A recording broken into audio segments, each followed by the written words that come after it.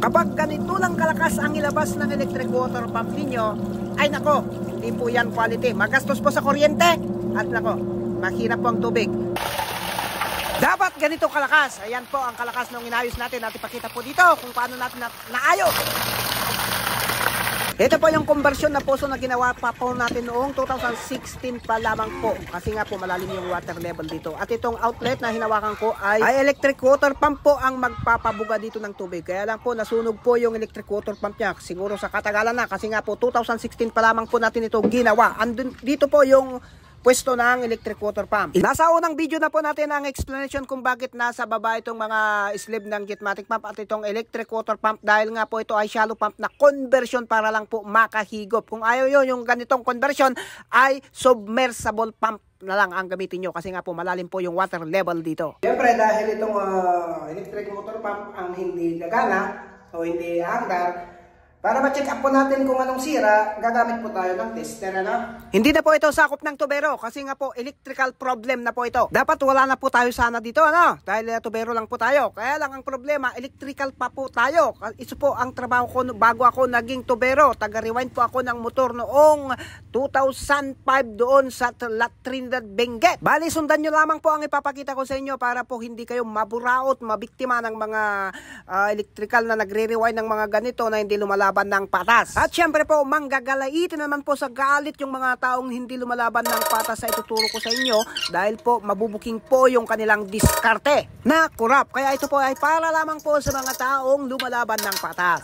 At ang ipapakita natin dito ay kung ano lang po yung sira, yun lamang po ang palitan at yung malapit ng masira. Huwag mong palitan yung hindi sira. Balik kitang-kitang ebidensya. Sunog na po itong capacitor. Mura lamang po ito. Ang mahal po dito ay kung pati rin po yung magnetic wire niya sa loob ay nasunog. Yun po ang i-check up natin.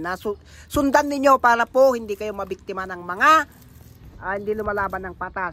Bale, itong body ng electric water pump na to, kuskusin lamang po natin ito para po matanggal po yung pintor niya, para po gugana yung tester na pang tester natin kung nasunog ba yung magnetic wire niya sa loob. Pero itong capacitor niya, kitang-kita naman nasunog na, kaya hindi na natin testerin. Itong tester ay set up lamang po natin sa continuity para po makita natin ang na-disconnect. Itong tatlong wire na to ang testingin po natin kung grounded. Ito po ay connection ng magnetic wire na naka-rewind sa ilalim. O ganito ang mag-tester Testingin muna natin itong tester kung hindi palyado.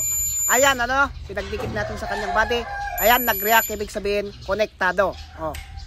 Ayan, konektado. Gumagana itong tester.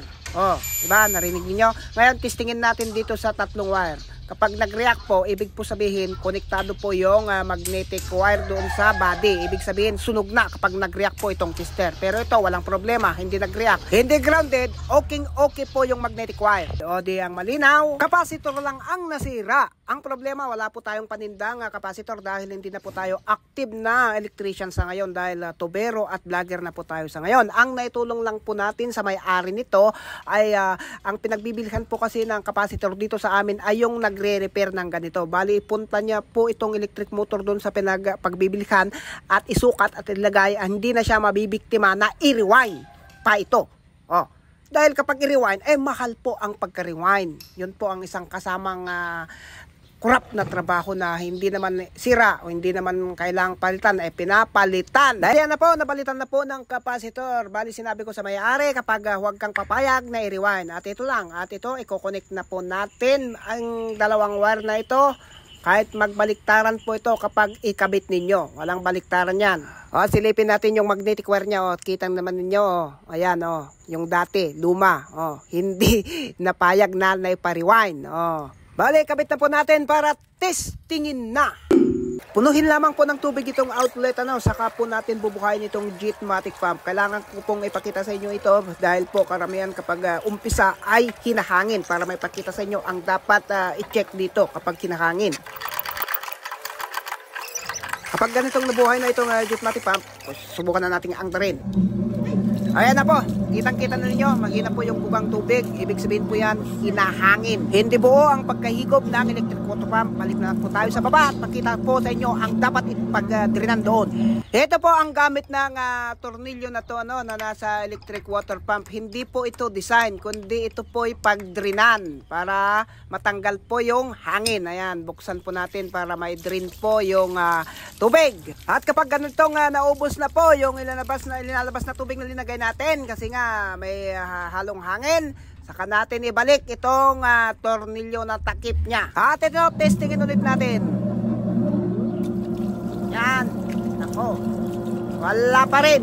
Kapag nagkaganito pa rin, ang problema po dito ay meron pong kumakalso o sa gabal doon sa check valve doon sa baba. Ayan, para po hindi na po natin baklasin yung check valve, ay ganito na lang po muna ang gawin natin. Tanggalin lang muna natin ito para po tapalan po, para po walang pagsingawan na kahit konti. At ito na, tinapalan na po natin ang silupin, saka natin tinalian. Wala lang pagsingawan, testing. Yan, natanggal na po yung sumasagabal doon sa check valve doon sa baba. Hindi naman po sira yung check valve pa lang.